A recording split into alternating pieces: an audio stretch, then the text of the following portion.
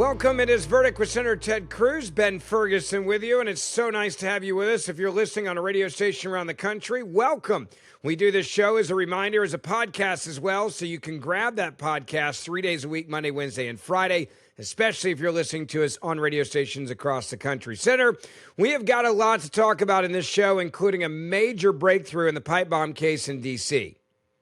Well, after nearly 5 years, the pipe bomber, the alleged pipe bomber who planted pipe bombs at the DNC and the RNC on January 5th, 2021, has been arrested. The FBI announced they've arrested him. The Department of Justice announced they've arrested him. His name is Brian J. Cole Jr., 30 years old, of Woodridge, Virginia. He was arrested. The FBI laid out considerable evidence they have. It raises the immediate question, why the heck did this take 5 years to find this guy? Because the evidence they had, it sounds like they've had for a long, long time, which obviously begs the question, what was the Biden Department of Justice doing that they were not arresting this guy? We're going to break all that down for you. We're also going to talk about 3 major events I had this week at the White House.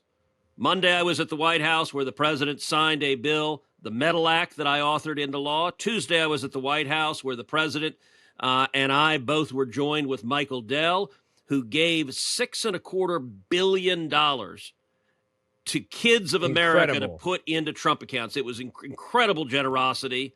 And then Wednesday, I was at the White House with the president as he was announcing that he was zeroing out CAFE standards, again, legislation that I authored. We're going to tell you about all 3 of those. The CAFE standards are going to make cars and trucks cheaper for you and also save lives and make you safer. All of that we're covering in today's podcast. Yeah, it's really incredible what the president did for Americans this week. So, Senator, let's go to this. It really is shocking that it took this long to find someone that planted pipe bombs in Washington, D.C. It is very important that people understand this did not happen because of a new tip that came into the FBI or into law enforcement anywhere. This was just going back and looking at the evidence they already had and doing real police work to figure it out. It is shocking that the prior administration did not apparently think this was an important enough issue, and this administration did, and now we know who did it. Yeah, the DOJ announced that during 2019 and 2020, Cole purchased multiple components consistent with those used to manufacture the pipe bombs at several retailers in Northern Virginia. So they have his purchase history. And at approximately 1 p.m. on January 6th, multiple law enforcement agencies received notice of the pipe bombs. At about 1:15 p.m., the second pipe bomb was reported, the first one at the RNC, the second one at the DNC. Video surveillance determined that this same individual placed the devices the evening of January 5th. On January 5th, about 7:10 p.m., Cole's Nissan Sentra was observed driving past a license plate reader at the South Capitol Street exit from I-35 South, which is less than a half mile from the location where the pipe bombs were. Yeah. Cell phone records further show that Cole's cell phone communicated with cell towers in the area of the RNC and DNC between 7:39 p.m. and 8:24 p.m. This evidence, there's no reason to think that this evidence wasn't in the possession of the FBI 4.5 years ago. And it is infuriating. It raises a real question. What the hell was the Biden DOJ doing? Well, I'll tell you what they were doing. They were chasing down every little old lady who stood on the National Mall and sang "God Bless America," and they were persecuting them and trying to go after their political enemies instead of actually going after a violent criminal who planted pipe bombs that could have killed or injured a whole lot of people. You and I on this podcast repeatedly called on the Department of Justice, go and find and prosecute the pipe bomber. Now, look, at this point, we don't know full details about this individual, but he certainly does not appear to be a Trump supporter, which is, of course, yeah, he does not. what every reporter, what every media outlet blamed it on Trump supporters, these pipe bombs.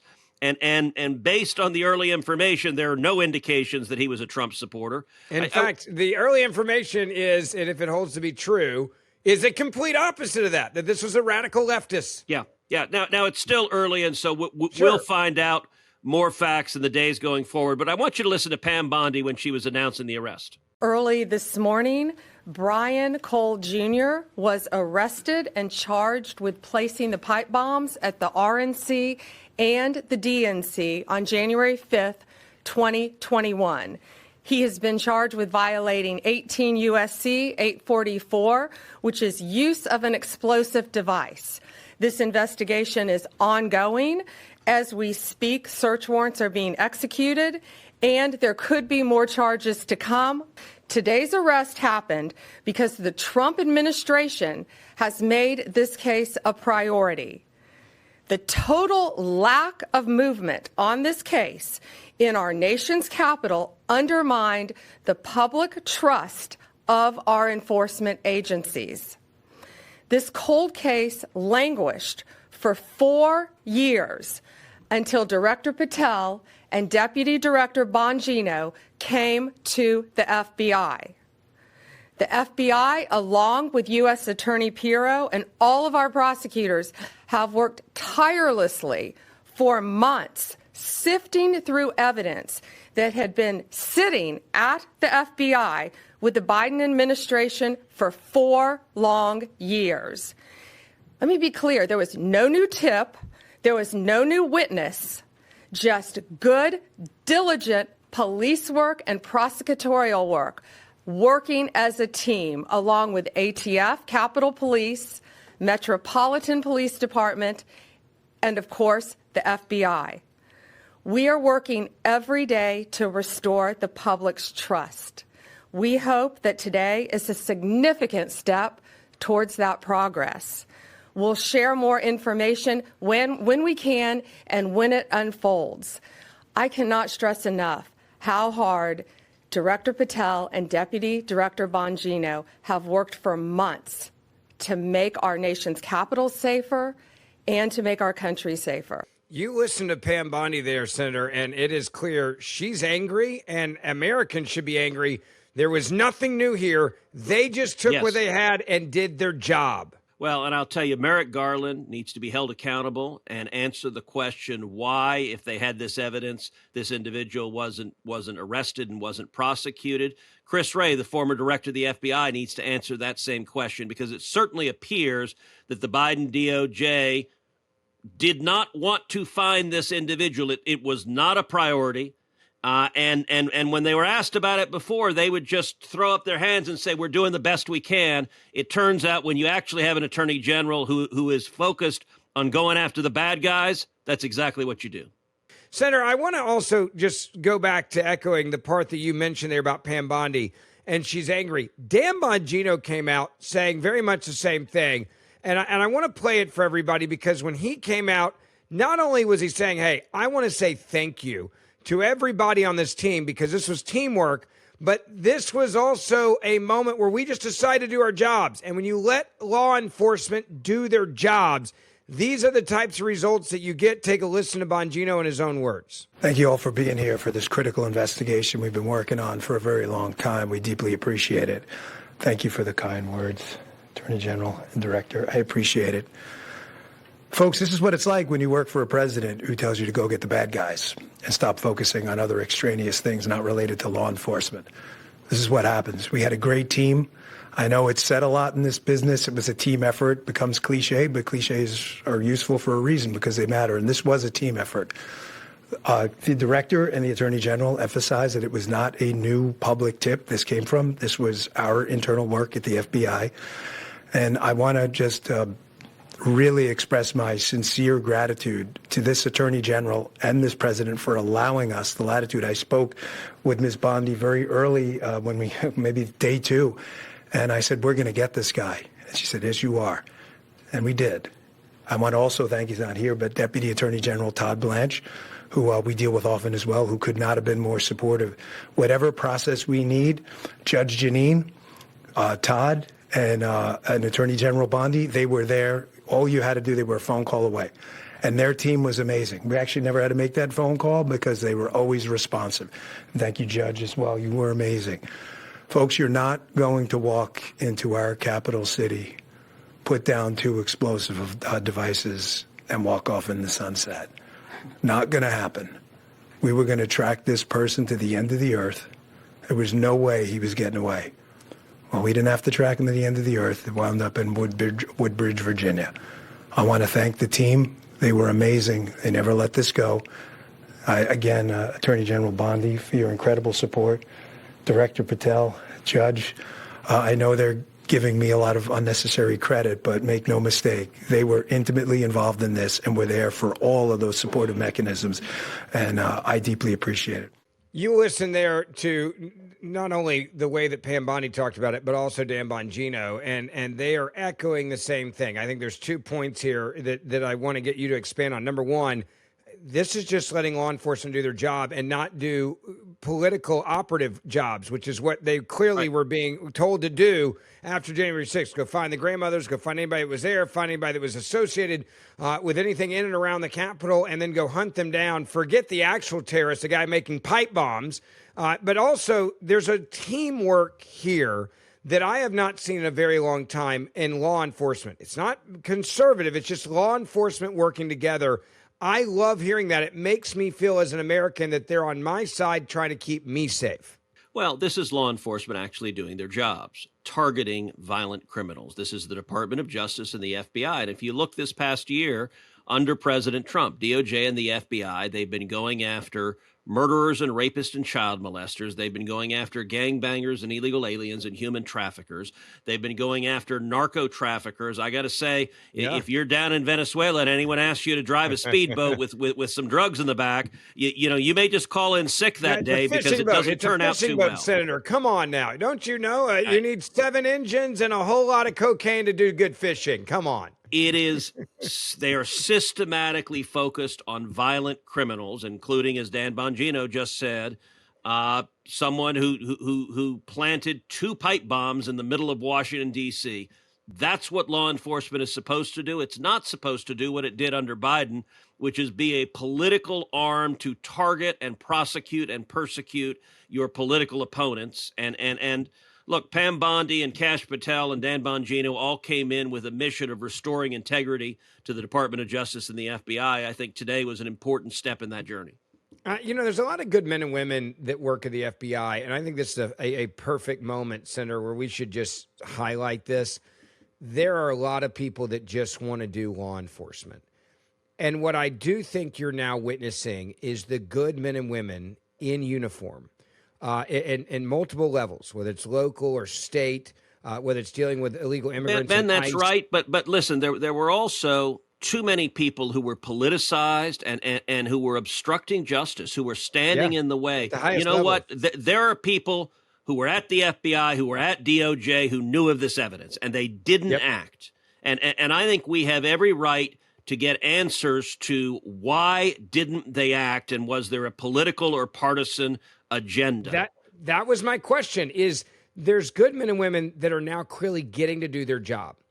There's clearly was leadership and those that didn't want this job to be done. Yep. That's literally the question I was about to ask you. What does accountability look like now for those that may still be there that obviously knew they had this information and they sat on it or deliberately said, don't go find this person?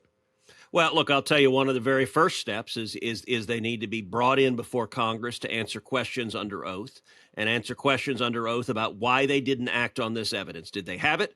When did they have it? And why didn't they act? And I think were they directed step not one. to ask? That's what I want to know. I want to know if this was a straight up directive of, hey, leave this alone. And by the way, the current DOJ and FBI, if they were directed not to act and it is in writing, the current DOJ and FBI have that email or that memorandum, and I expect the DOJ and FBI to provide those to Congress, provide those to the public. What I've urged Pam Bondi and Kash Patel and Dan Bongino is radical transparency is the best cure for the politicization and the corruption we saw at DOJ and the FBI under Joe Biden. Yeah, it's going to be very interesting to see what we get out of this. What I also say is this is exactly what I voted for. I wanted law enforcement to actually be winning again and do their job and not be politicized and not be weaponized for political reasons. I think there's so many Americans, and I don't care if you're Republican or Democrat, you should sleep better knowing. Yeah, this makes all of us safer. Yeah, we're all safer. Like this was a pipe bomb at the Republican and Democratic convention, buildings. There's people that could have been there that could have been killed of every party. Everyone Locking should up be excited about criminals, this. locking up criminals protects our families. It keeps ourselves and our children safer. That is a very good thing. That is the president delivering on his promises. All right, so Senator, on Monday, I just want to make this very clear. You were at the White House. I didn't get invited. I didn't. But I thought Tuesday I'd clear my schedule. No, Tuesday I didn't get invited. And then I'm like, well, surely he's saving it for Wednesday because Wednesday is going to be a better day.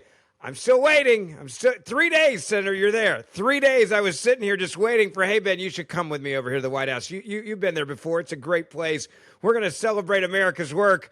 Monday, Tuesday, went like, how many days? Is it, if you go 5 days in a row, do I get the invite? I just got to know. Well, look, I'm confident you were playing golf, and that's okay. That's good for you to do, and you only have you only have another couple of months that you can still beat your young sons, and they're soon going to be able to just whip you up and down the golf course.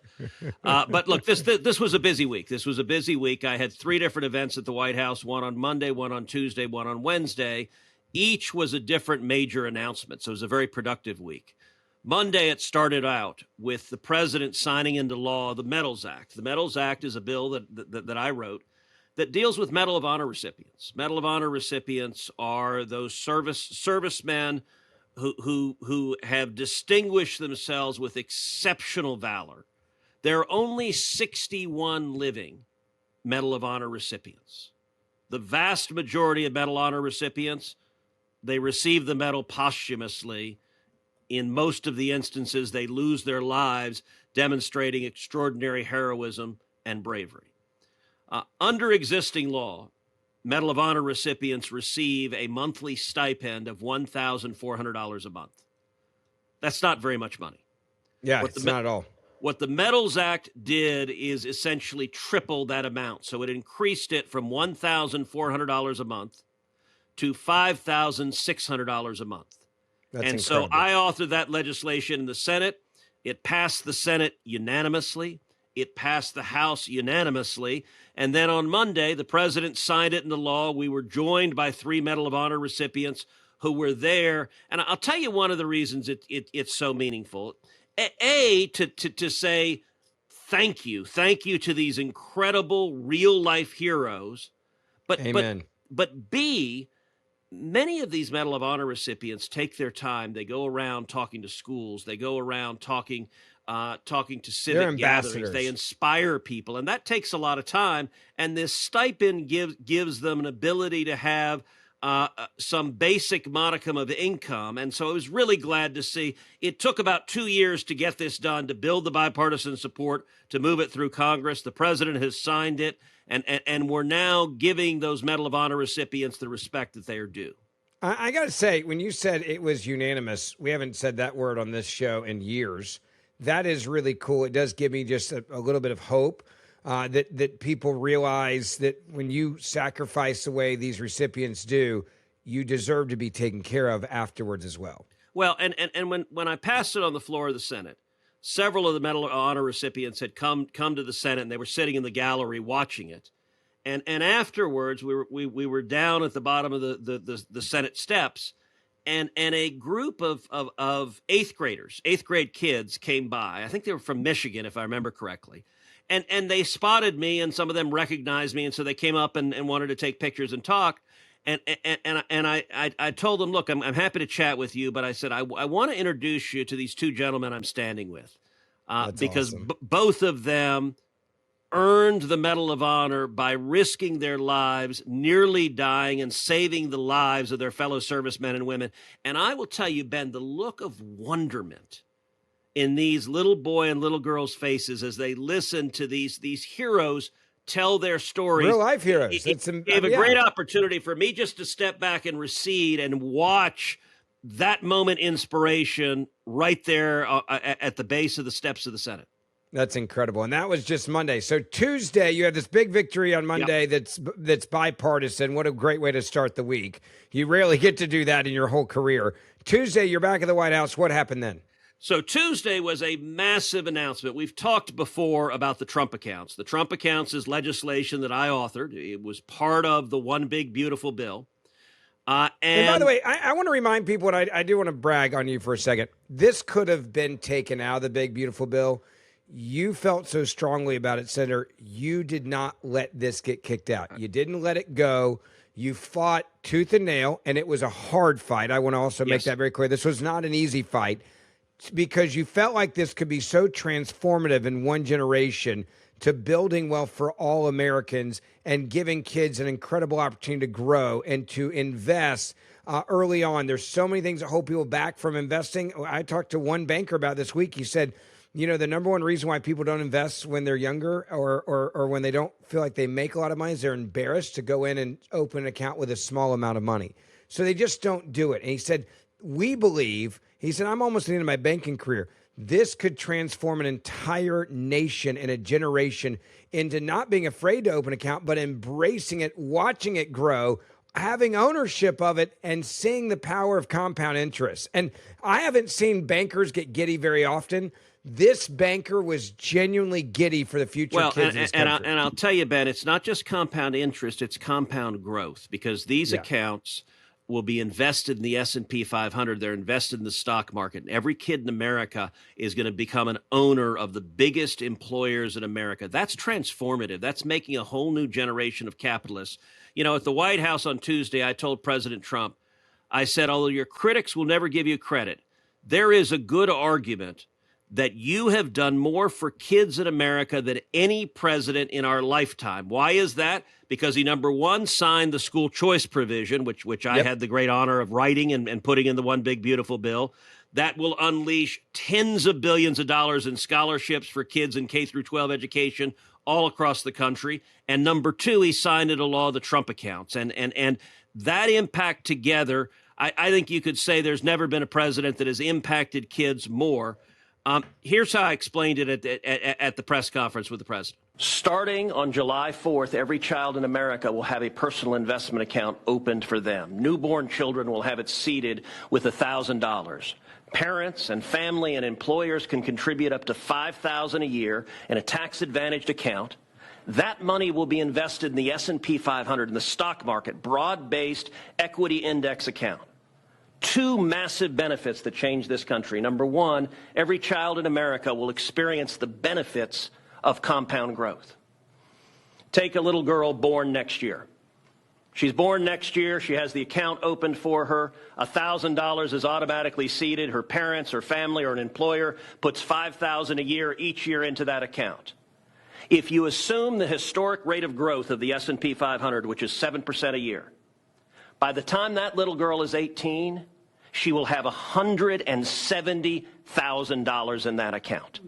And if she keeps saving, by the time that little girl is 35, she will have $700,000 in that account. That is game-changing, and we're not talking the children of Michael and Susan Dell, the children of Donald Trump, the children of people of great success. We're talking the kids of a single mom waiting tables who could have $700,000 saved by the time she's 35 to get an education, to start a business, to buy a house. That changes their whole lives. But the second benefit, and what I'm really excited about, is we are creating a new generation of capitalists. Every child in America is going to be an owner of the biggest employers in this country. We've all seen the sad statistics of how many kids are losing faith in capitalism. Well, 10 years from now, a little boy is going to pull out his phone and he's going to look at his app and he's going to see his Trump account.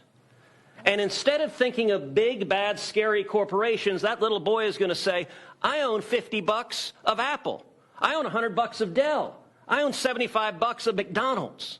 And every child is an owner of the biggest employers in this country. That will transform this country. Mr. President, thank you for signing it. You know, you just said something there at that speech to the White House, Senator, that I also think is incredible. The private sector getting in on this and wanting to seed these accounts. Michael Dell, his wife there, they gave an incredible amount of money because they want kids to succeed. Well, Michael and Susan Dell made an historic announcement. And the way I wrote the legislation creating the Trump accounts, it's designed to allow people philanthropy to charity to give into the accounts. And what Michael and Susan Dell announced at the White House on Tuesday is they were personally giving out of their own resources $6.25 billion. And what they're doing in particular is they're giving $250 for the 250th anniversary of America to every child in America under age 10 who lives in a zip code where the median income is $150,000 or less. And so it is a massive gift. And I think Michael and Susan are just the first. I think you're going to see many other companies, many other individuals giving early, allowing kids to begin accumulating assets and get them to grow. That is powerful, and it is an accelerant. Mark my words, Ben, within a decade, we will have over $1 trillion invested in these Trump accounts, and it's going to totally transform the future of our kids. It's a big, big deal. Senator, on Wednesday, you were at the White House for a really cool moment, and that was President Trump saying, I want government to get out of your way and stop making things so expensive for you, specifically cars, having a reset of CAFE standards that were out of control. That is going to lower the cost of cars for many Americans. We're also getting rid of the obsession with a mandate for EV vehicles, which the Democrats were hell-bent on. And this is going to, again, make cars more affordable for Americans. Everyone should be excited about that. Well, that's exactly right. After spending Monday at the White House with the president while he was signing my legislation, tripling the monthly stipend for Medal of Honor recipients, after spending Tuesday at the White House with the president and Michael and Susan Dell giving $6.25 billion to the kids of America for Trump accounts, on Wednesday, I joined the president again, this time with the CEOs of the major auto companies in the United States, as the president was implementing legislation, a provision again that I wrote, zeroing out the CAFE standards. The CAFE standards were the federal mileage requirements that the Biden administration used to jack them up so high that it, number one, made cars much, much more expensive. But number two, it was part of their effort to eliminate the internal combustion engine, to force everyone to buy an electric car, whether they want it or not.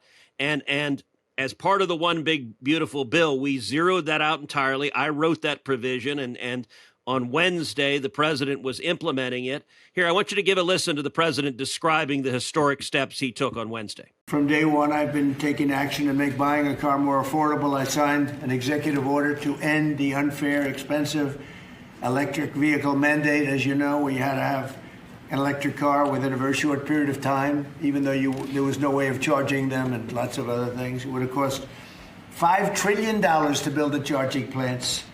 And as you know, in certain parts of the Midwest, they spent, to build 9 chargers, they spent $8 billion. So that wasn't working out too well. That was done before me, by the way. I wouldn't have let it go forward. We're canceling the EPA's absurd tailpipe emission standards, one of the most important things that I've never had a group of people come to me more powerfully and really just devastated that they had to do it. It was killing them than the automobile manufacturers, the tailpipe emission standards. And I can tell you, your people at Ford were coming to me all the time, and they were saying, like, please, it doesn't do anything, and it's killing us.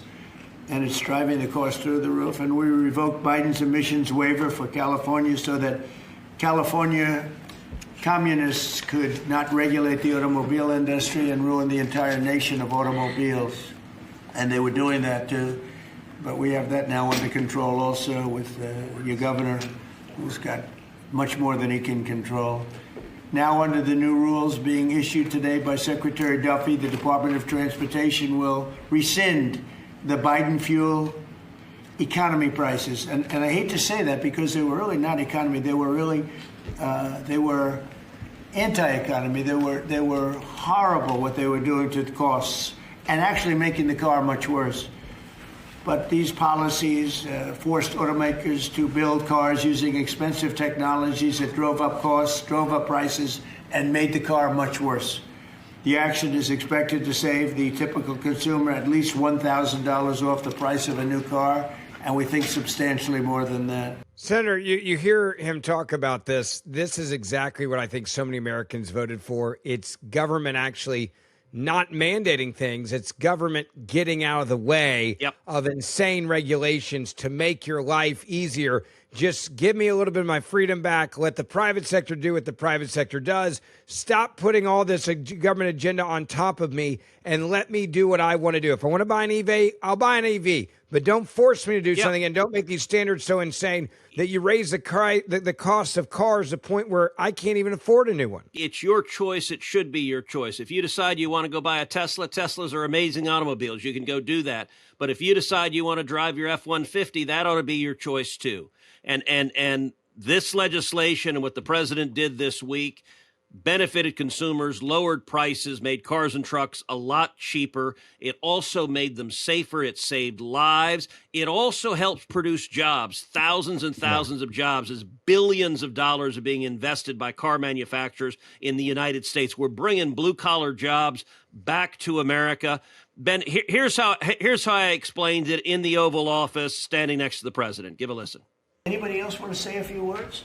Oh, Ted, I can't believe it. I'm easy to miss. It's very rare that I would miss it. Go ahead, Ted. Well, Mr. President, I want to congratulate you on behalf of everyone here for the leadership that you're showing. And this is a victory today for consumers. This is a victory for affordability. Your critics like to say the word affordability. Under Joe Biden and the Democrats, they put mandate after mandate after mandate on cars and trucks, and they drove the price up thousands and thousands of dollars. And with the actions you're taking today, and you put on top of that the one big beautiful bill, you know, most of the senators here on the Senate Commerce Committee, and on the Commerce Committee, we worked together to zero out the CAFE standards. We wrote that into the law that the CAFE standards went to zero. What does that mean? It means you can now, as a consumer, buy the car you want. It also means people's lives will be safer, because what these regulations did is they forced cars to be more expensive and made of plastic instead of steel, because you had to make them lighter to comply with these standards, so you'd get in a wreck and people would die. The result of what you're doing, you're literally saving people's lives, and you're making it where families can afford to get a new car. These actions will drop the cost of cars and trucks thousands of dollars. That makes a real difference. And I'll make one final point. You know, about half the members here are car dealers. And I will say my good friend Roger Williams out in the lobby, he tried to sell me a car, which didn't surprise me, but I just want to give props to Mike Kelly. He showed he was savvier because he tried to sell you a car, and you can afford a much nicer car than I can. So well done, Mike. Roger, you just went to the wrong customer. I was $100 cheaper. The thing that Ted just said, it's true. Plastic instead of steel. Think of that. And people died because of that. The plastic was plastic in an auto accident, and it broke up, and people were shattered because of that crazy deal. But it's a really good point. Go ahead. And Mr. President, I'll tell you, in the Senate Commerce Committee on January 14th, we're going to have a hearing with all of the big three there and Tesla, and the entire hearing is going to focus on how your leadership has reduced the burdens on car makers. That's lowering costs, that's giving consumers more choices, and it's producing more jobs in America. And it's highlighted that's a real record of success. Not only is it a record of success, but as you mentioned there and highlighted, and the president agreed with you, it's an issue of safety, Senator. Yeah. No, I mean, these CAFE standards were making cars much, much more dangerous, and we'll never know who, but there are people who will live now because of this change, because they'll be able to be in safer cars. Some of it is they may be able to afford a new car now, because as this drives down the price of new cars and new trucks, they may sell their old used car and buy a new car because it makes it more affordable. New cars typically have more safety features and enhance their safety. But secondly, if you're not having to make these cars and remove all the steel, you're much more likely to survive an accident if you're in a car that has some weight, has some steel, and doesn't just crumple up like a beer can. Yeah, it's a big victory at the White House for everybody in America 3 days in a row. By the way, we do the show 3 days in a row, so don't forget, download Verdict with Ted Cruz wherever you get your podcast. Do not miss a single episode. It's always free. You can always tell Siri or Alexa, play Verdict with Ted Cruz. It will do it for you automatically. And the Senator and I will see you back here on the podcast this week, and all you listening on the radio, thanks for joining us as well, and we'll see you back here this week.